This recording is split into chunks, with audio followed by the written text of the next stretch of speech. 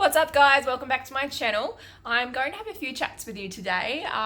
First and foremost, we're going to talk about gaining access to counselling, how you can do that, access free counselling, but also knowing when you need help, what's an appropriate time to go, okay, I do need some extra help with this. The other chats I want to talk to you about are social isolation, and how that impacts us and what we can do to help not only ourselves but other people.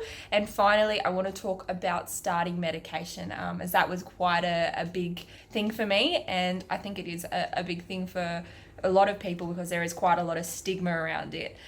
Seeing how we go, I might split those up, but yeah, that's the plan for today. So I'm just going to deal with my rabbit, and then I'll be back.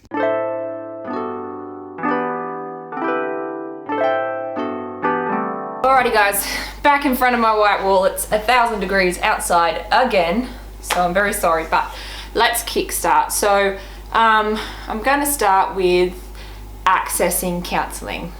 This is why I made this video, and particularly in rural areas, accessing counselling is very, very hard, but it's also quite often frowned upon depending on your social group. So for me, growing up, counselling was and psychology and things like that were seen as something that you went to if you were a foster child, or you were being abused, or you had like a family member that was close to you pass away. You had to be in very traumatic conditions, I suppose, to be offered counselling, but also it kind of made it this really bad stigma around what counselling was and what it was used for, and I think that is really unhealthy. So for me, I think we need to change that mindset about what is counselling, why do you go and seek counselling, and how can it help you, but also make it easier to access counselling, because I had no idea who the school counsellor was. There was no way I could have gone and seen the counsellor, and I was school captain, so I have a rough idea, I think, of where she kind of lived in the school office setting, but yeah, I don't know her name. I think it was a her, and that's all I know. So yeah, definitely being able to access counselling is a challenge.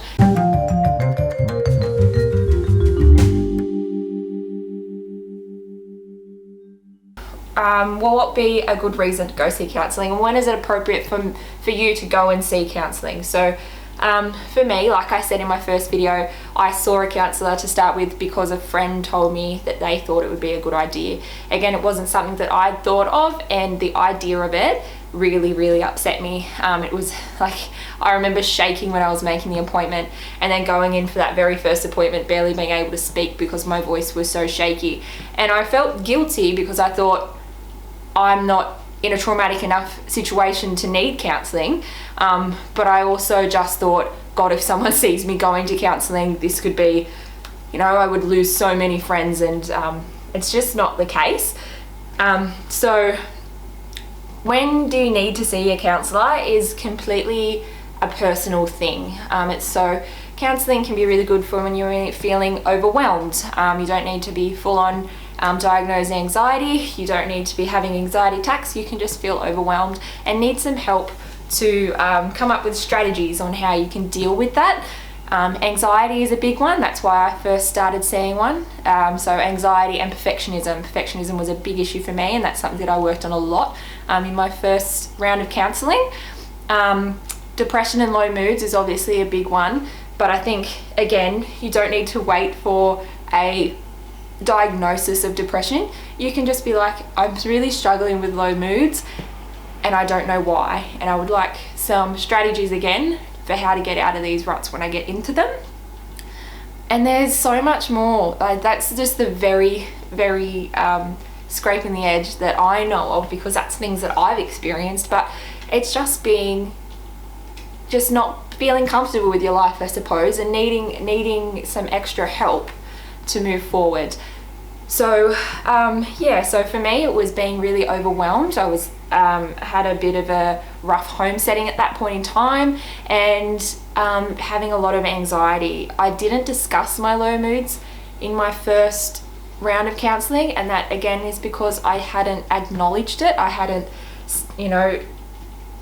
acknowledged that I had depression, because again, social stigma at home is quite heavy, and it's very much a really bad thing if you have depression, and it's awful. It should not feel like that. And if you are feeling that you have low moods, if you have friends that are experiencing low moods, you think they have depression, they're self-harming, they're talking, the way that people talk changes completely, it's okay to ask for help. It's really important to ask for help, because it's not a nice way to live, and it's unnecessary. I think that we can all offer a little bit more help, and just be more kind to each other, and be more supportive of people when they do need help, because I personally think that no one gets through life scot-free. I think that we all go through these highs and lows, and we need to be able to work through those. And if you're not equipped with the tools to deal with those things, then it's okay to ask for help, and to get the tools.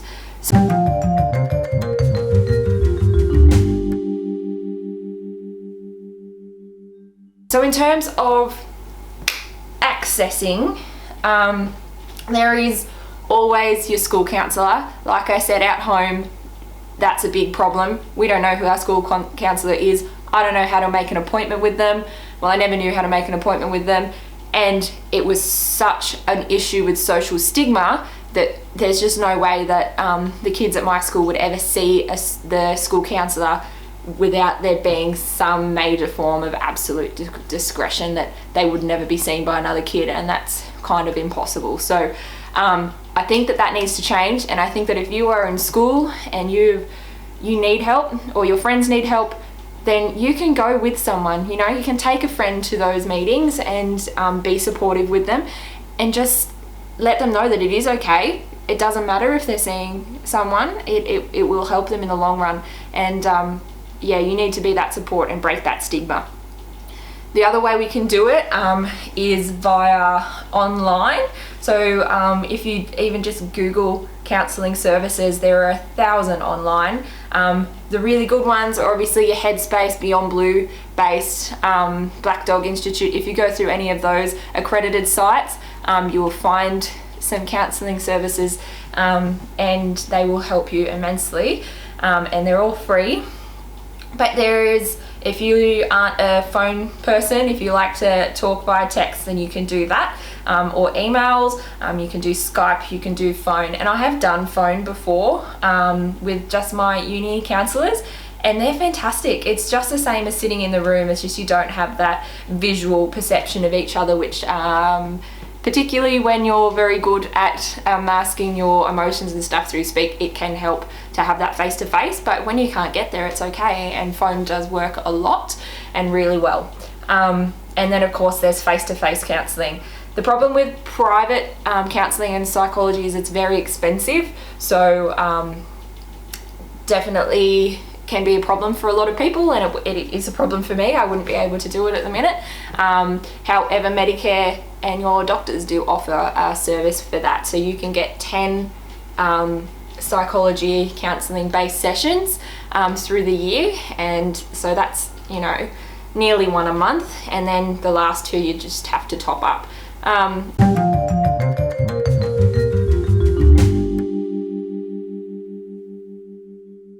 In terms of how often you see a counsellor, again, that varies from person to person and where you're at. So for the most part of my counselling, I saw a counsellor once every 4 weeks.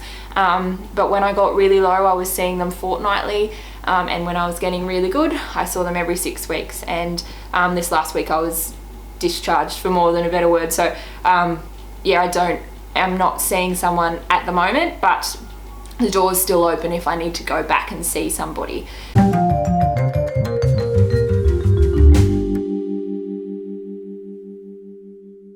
But yeah, that's the really basics. It's just really breaking the stigma, guys. You need to have each other's backs. You need to know that it is okay, and at the end of the day, you're doing it for you. It's not for anybody else, and if anybody else has a problem with it, then they're not worth it. They're not someone who's enriching your life, so you don't need to worry about them. And I know that's easier said than done. I know you've heard me talk about what school was like for me, but I wish that I'd gotten help sooner. I really truly do. I don't think I would have gotten as low as I did if I had sought help and gotten on top of things. Counselling today isn't about going in and laying on a bed and you know, crying your soul out and they hypnotise you and rah rah rah. You go in, you have a conversation with somebody, and then you talk about strategies on how you can deal with things. So one of my favourite strategies is when I have an anxiety attack is to just take a step back and find 10 blue things in the room. So blue's a calming colour, but it also changes your mindset, because you're just, you know, searching for 10 blue things, and then you come back and you're clear again. And so just little things like that you wouldn't normally think of. Getting up and going for a walk is one of the most basic strategies of all time, but it does work. But yeah, I might do another video on some of the strategies that I use and how they might help. But if you need counselling, guys, if you think somebody else in your family, your friends, if you think that they need help, it's okay. And it's okay to speak up, okay? So there's people that you can go and see. You can see your year advisors, you can see your school principal, you can talk to your parents about it. It's very important that we do seek help. If you're out of school settings, all universities have free counselling. It's really important, and I know the guys at UON are amazing, and I can't recommend them enough. And a lot of workplaces have access to counselling through them.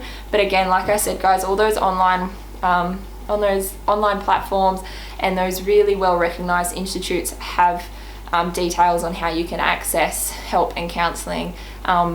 And also crisis lines. So if you really hit a bad place and you need someone right there and then, there are of course all of those numbers that you can call, and I will link everybody that I've mentioned in the description box below so that you can check them out. They have some really great resources online. So yes, let's wrap that up, and if you have any questions at all, please leave them a comment, and I'll do a Q&A eventually. Yeah, okay, thanks guys.